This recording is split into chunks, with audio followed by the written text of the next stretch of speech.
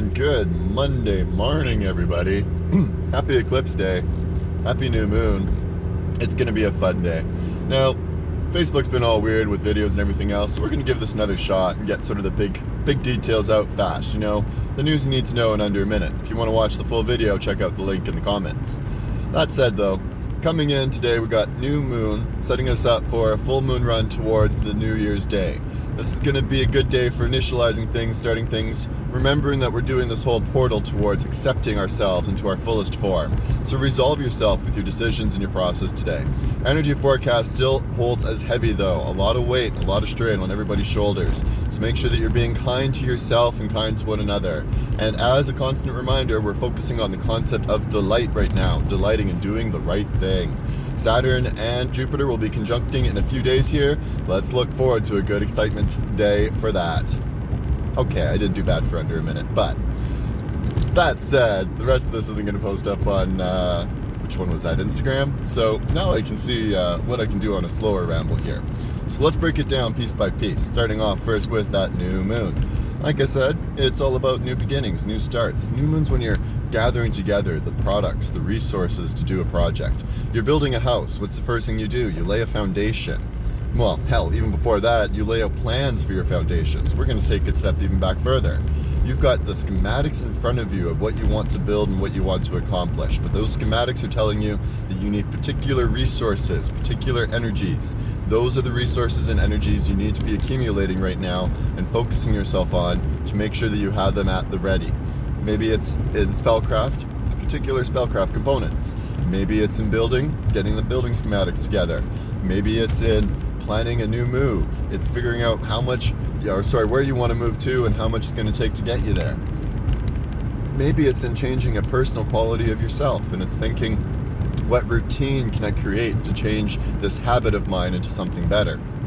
Maybe you got issues cleaning the house on a daily basis, so you set yourself an alarm every night, 10 p.m. Bring, do the dishes. Whatever it needs to be to help you get that right reminder of what you're trying to move yourself towards in the next couple of weeks. Now, this gathering period usually lasts about 6 or 7 days. I would say try to get your things done early though. If you're still cleaning out old energies and old feelings, if you're still trying to get away from your past, take a day or two, sure, but sooner than later, make sure you're getting on to where you see yourself heading to next, not feeling trapped by where you were just previously. Now, new moons are also excellent energies. In that initialization of things, usually there's a lot of oomph in changing direction and momentum. I wear two different necklaces. One for when it's a waxing crescent, one for its waning crescent. Why? Because waning crescents feel very much like a draw away. This is now a draw towards you, a push into you. It's basically granting you an access to a new beginning and a new start. And so that's like a bird getting winged in its wings for the first time, not even flying yet, just outstretching those wings on the edge of the nest and feeling that wind beneath them, and knowing that there's so much more potential. This comes with a lot of excitement, but also sometimes apprehension, fear of the future, anxieties, paranoias, whatever you want to call them. Make sure you're not giving them a lot of food. Don't let yourself fall too deeply under their sway and under their influence. Now, also discussed today the eclipse, which the process of that started about 2 weeks ago with the lunar eclipse. I hope I get these right. And now we've got the solar eclipse coming in, moon partially blocking out the sun. Now, eclipses are powerful transformative periods. They're powerful periods bringing in new energies and new change. They scare the living snot out of humans, especially back in the days, because holy crap, the sun's going dark, what's going on here? It signifies a changing, a moving of momentum in new ways and new flows. It is an indicator to us here at the end of this 2020 year that we're through basically the training wheels portion of all of this.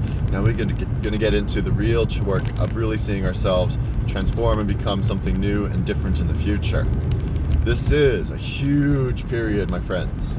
A huge energy towards release, letting go of exes, letting go of past energies of pains, family traumas, anything else you want to dig into. Generational trauma has been the big one that's been coming up for a lot of the people talking with me. And you know what? This is a good time to work on that too. Get those family energies clean and strong again. Build those ties, build those bridges. Bring things back into a good order and harmony of the energy that you want them to be. The eclipse reminds you that anything is possible. Even the sun, great and bright and mighty, can be blocked at times and kept from shining its light towards us. And so we ourselves have to realize even the darkest things can have something come against them, that there are mysteries that work beneath everything that may change everything around us in a heartbeat, that the more that we observe, the more we can see these changes, learning to follow the patterns, being the hidden mystery in all movements of astrology. What else do I want to say about eclipses? I'm not as versed on eclipses as I should be, honestly, and I'll admit that openly. Twin Star Alchemist is fantastic with her information on it, so I might prod her and see if she can get some more stuff up for everybody. What else did I ramble on about? The conjunction's coming up in about a week here. Hits on the same day as the winter solstice. I think I got that right. So, the solstice is an easy one. It's the longest night. We've gotten through the dark. We're now coming back into the light. It's that return to the bright days and the bright moments ahead. It's refilling with hope. There's a reason why Christmas is such an important celebration for everybody, because it's getting us all together and reminding us that there is hope for the future, that the cold cannot last forever, that we're going to come back into a happier, cheerful state. Then, we go through 3 or 4 months of winter, but, neither here nor there. That's the ironies that we can get into on a later date. Solstice is supposed to be that celebration that we have made it this far, and now it is easier with each step going forward, because now we've hit the point where the sun is coming to greet us faster. The sun is coming towards us more. We're getting more of that energy of life, revitalization, of hope. And we're getting into what is usually the more darkest and depressing months. This is a good time to be really reaching out to those people that we find support and confidence in. Now, on that note, I always say that you should have a squad, a group of people that help to take care of your mental health. And that's not saying that these people are all trained professionals, although sometimes you might need 1 or 2 of them. But these people at least give you different outlets and different ways of dealing with your own energies in your own form. Someone to talk you through things when you're stressed out. Someone to reassure you when you just need someone to give you that big tight bear hug. Different friends, so that you're not bringing all your troubles and all your woes to the same person all the time. I do this for a few reasons. One, you're going to burn somebody out if you constantly bring that weight onto them at all times. At some point, they're just not going to be able to put up with it the same way that they were before. So you have to make sure that you're investing equally and sharing the energy around a little bit to avoid draining one person to the point that they no longer want to appreciate you. 2, different viewpoints, different perspectives help us to have a broader view on a subject matter. Sometimes it's necessary to see what's really going on in front of us. If the same person is giving us the same advice all the time, and that advice isn't really suited for us, that could be problematic, because they may be leading us down a path that works for them, but maybe not necessarily a path that works for ourselves. We have to be aware of whether the perspective given to us is coming from a place that is similar to ourselves or too different from ourselves to make the information useful. This way we can get through these darker days and these darker moments and have sort of that right buoy, the life rafts, or perhaps the people that just remind us, like signposts of the direction that we're going into. And Solstice is a good time to make sure that we have these people around us, because the first couple of months coming back with the sun, they're not easy. You've taken on 6 months already of this steadily increasing darkness. It's not going to be a light switch that flips over automatically. It's going to take some time to regain your energy, regain that vibrancy of warmth. The only reason why Earth is cold and dark right now is because the residual heat from each day of the sun's warmth is reduced. Now we're going to be getting more of that energy coming in, more of that warmth coming in. The Earth will retain more of that sunshine, and so will we. Just got to make sure that we're tapping into it as much as we can. The conjunction is the fun one for me. There's a lot of things to unpack with this one, so I'm going to do a full video at some point just on the conjunction. But the long and the short of it is this. Jupiter and Saturn come so close to each other on the 21st that they're going to look just like the good old Christmas star of yesteryear. It's going to be a massive combination of light for the astronomer buffs out there that like to take a look at those things. I'm even going to try and set up my telescope to see if I can check this one out, because I'm quite curious to what this might look like. I figure it's a good target for the first time playing with the telescope. What else though? It's also an energetic push. See, Saturn and Jupiter are the 2 big teachers in that cosmic sky. I love their energies. Jupiter because he's friendly and easygoing and kind of a fun wizard like me. Well, or like I try to be. And then there's Saturn, who's the karmic master, the big daddy of them all, that just likes to come in and tell us what for when it's necessary.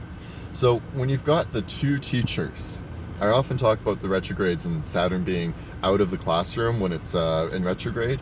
Well, imagine what's going to be like when the two teachers finally come together and talk about all the students and talk about all the events and all the learnings and all the classing that they're trying to do. This is them coming together to create a massive lesson plan for us. And that lesson plan is going to propel us forward for quite a few generations ahead.